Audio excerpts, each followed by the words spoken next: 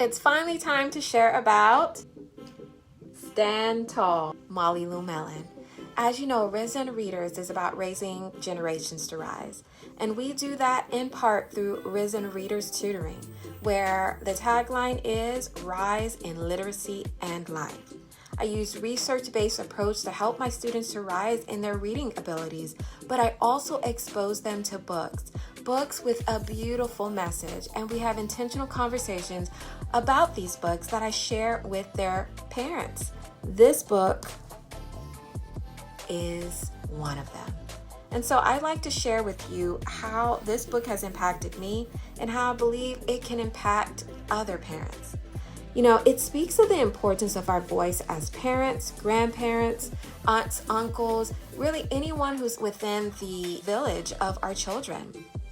In this story, Molly Lou Melon had some things that were noticeably unique about her. And with all those things, her grandma told her to stand tall. And you know, time and time again, that's exactly what she did. Eventually, she was in a new environment outside of her home, and the affirmations to stand tall met their match with a Ronald Durkin, who tried to make her feel small and to make her confidence fall.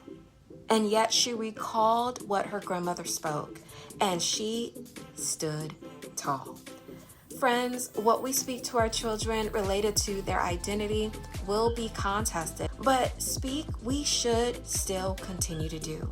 Otherwise, our children won't have any truths to combat the lies that try to make them see themselves through a bully's eyes, Ronald Durkin's eyes, Satan's lies. You ask, what if they still fall? Well, friends, what if they recall the encouragements we speak and they stand tall? That is exactly what Peter in the Bible did. Jesus told him that he was a rock, but at times he didn't act like it was true. But one day he rose to the stature of who Jesus saw him to be. Peter would fall, but eventually he would stand tall in his identity. Likewise, we should encourage our children to stand tall, speak truth about who they are, and when that's contested, they hopefully will recall what we've spoken and stand tall. I have more to share about this very impactful book, especially the ending where Molly Lou Melon writes a letter to her grandmother.